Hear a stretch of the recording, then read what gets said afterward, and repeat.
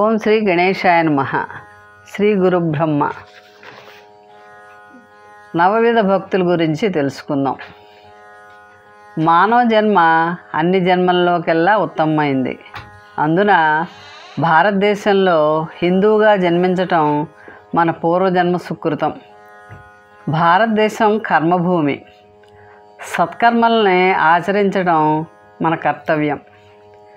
మానవ జన్మను సార్థకం చేసుకోవాలన్నా, మోక్షం పొందాలన్నా సర్వవ్యాపి అయినటువంటి భగవంతునిపై నిరంతరం అపారమైన భక్తి విశ్వాసాలు కలిగి ఉండి సద్గుణములు, సౌశీల్యం, దానగుణాలు పెంపొందించుకుంటూ భగవంతుణ్ణి ధ్యానించడం ద్వారా తప్పక మన ఆశయం నెరవేర్చుకోవాలి.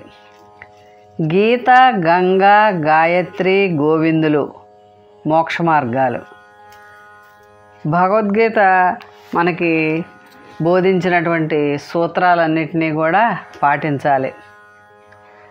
శ్రవణం కీర్తనం విష్ణోః స్మరణం పాదసేవనం అర్చనం వందనం దాస్యం సఖ్యమాత్మ నివేదనం అని భాగవతంలో పేర్కొనబడింది. ఈ 9 భక్తి మార్గాల్లో ఏ మార్గాన్ని అనుసరించైనా భగవంతుని చేరవచ్చు.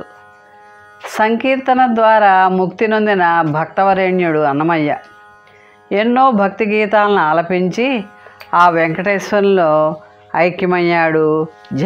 జన్మధన్యం చేసుకున్నాడు.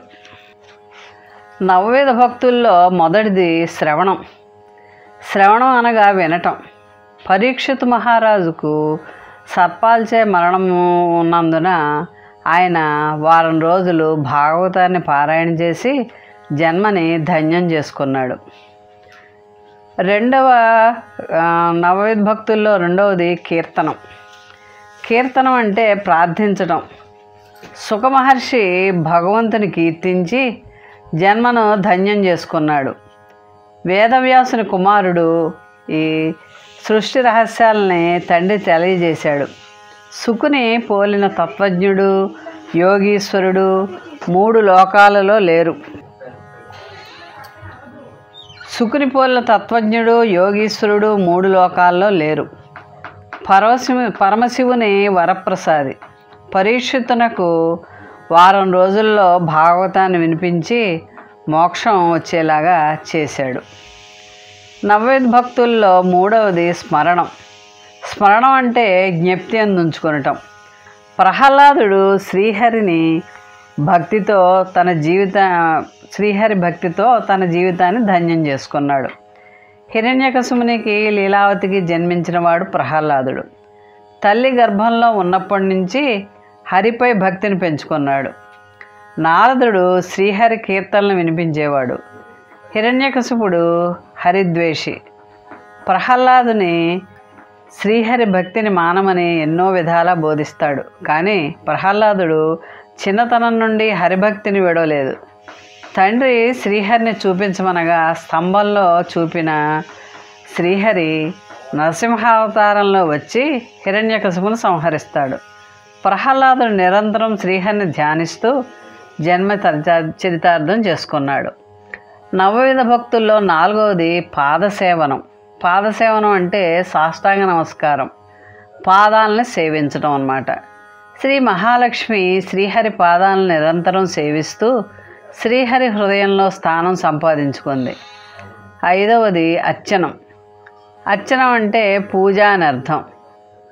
మానవ జీవితాన్ని ప్రసాదించినటువంటి భగవంతునికి కృతజ్ఞతలతో తెలపాల అవసరం ఎంతైనా ఉంది మనకి. ప్రతి మానవుడు ప్రతి నిత్యం భగవంతుని పూజించి కృతజ్ఞతల్ని తెలుసుకుని జన్మని ధన్యం చేసుకోవాలి. తరువాతది నమస్కారం అంటే వంగి నమస్కరించడం అన్నమాట. అక్రూరుడు యాదవుల్లో ఒకడు. చిన్ననాడే భగవంతునిపై తరగని విశ్వాసం, అకుంఠిత దీక్ష గల వ్యక్తి. భగవంతునిపై ప్రీతిని పెంచుకుని ఆయన శరణాగత రక్షకుడైన ఆ శ్రీహరి తప్పక యాదవులను రక్షిస్తాడని విశ్వాసాన్ని ప్రకటించాడు. అక్రూరుడు మధుర ప్రజలకు ఆరాధ్యుడయ్యాడు. నవవిధ భక్తుల్లో 7వది దాస్యం. దాస్యం అంటే సేవ చేయటం అని అర్థం. శ్రీరామచంద్రమూర్తిని సేవించి తరించిన మహానుభావుడు హనుమ. రాముని కంటే రామనామం గొప్పదని హనుమంతుడు నిరూపించాడు. ఎక్కడైతే రామనామం భజన జరుగుతుందో అక్కడ హనుమంతుడు ఉంటాడు. రామనామ మహిమ ద్వారా చిరంజీవి అయిన రామభక్తుడై మనకు రామనామ మహిమను చాటి చెప్పిన రామపాద సేవాధురంధరుడు హనుమ. హనుమ నిరంతరం రాముని యొక్క సేవ చేయటంలోనే నిమగ్నమై జీవితాన్ని ధన్యం చేసుకున్నాడు. నేటికి చిరంజీవి అయి నిల్చున్నాడు. నవవిధ భక్తుల్లో 8వది సఖ్యత్వం అంటే స్నేహం. శ్రీకృష్ణుడితో స్నేహం ద్వారా అర్జునుడు గీతాసారాన్ని గ్రహించి తరించాడు. భారతీయులందరూ పఠించవలసిన భగవద్గీత మనకు అందించాడు. విశ్వరూప సందర్శనం ద్వారా అర్జున్ని జన్మధన్యత పొందింది. తరువాత చివరిదైన నవవిధ భక్తుల్లో ఆత్మ నివేదనం అనగా ఆత్మను భగవంతునికి సమర్పించటం. బలిచక్రవర్తిని పరీక్షింపదలిచి శ్రీహరి వామనావతారాన్ని ధరించాడు. బలిని 3 అడుగుల్ని దానంగా అడుగ్గా బలిచక్రవర్తి సరే అని శ్రీహరికి 3 అడుగులు దానం తీసుకోమని పలికాడు. 1 అడుగు పాతాళానికి, 1 అడుగు ఆకాశానికి, 3వ అడుగు ఎక్కడ పెట్టాలని అడుగ్గా తన తలపై పెట్టమని శ్రీహరిని కోరాడు.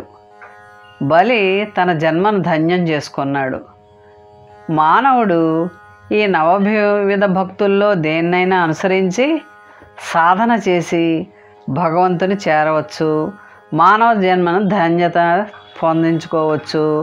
మానవ జన్మ సార్థకత పొందాలి అంటే ఈ నవవిధ భక్తుల్లో ఏదో ఒక దాన్ని ఎంచుకొని భగవంతుని ధ్యానించి తరించి మోక్షాన్ని పొందొచ్చు.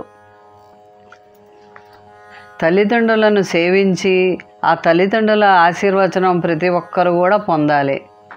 అలాగే భగవంతుని ధ్యానం చేసేటప్పుడు నీ పాద కమల సేవయు నీ పాదార్చకుల తోడి నెయ్యము నితాంతాపార భూతదయయు తామసమందార నాకు దయసేయగదే అని ప్రార్థించి భగవంతునికి ప్రతినిత్యం పూజ చేసి మన మానవ జన్మని సార్థకం చేసుకోవాలి. మోహన్వాణి ఛానల్ వారికి ధన్యవాదాలు. వినండి, వినిపించండి, వింటూనే ఉండండి. మోహన్వాణి తెలుగు పోడ్కాస్ట్ వింటున్న శ్రోతలందరికీ హృదయపూర్వక ధన్యవాదాలు. వినండి, వినిపించండి, వింటూనే ఉండండి. మోహన్వాణి తెలుగు పోడ్కాస్ట్ మీరు వింటున్నారు.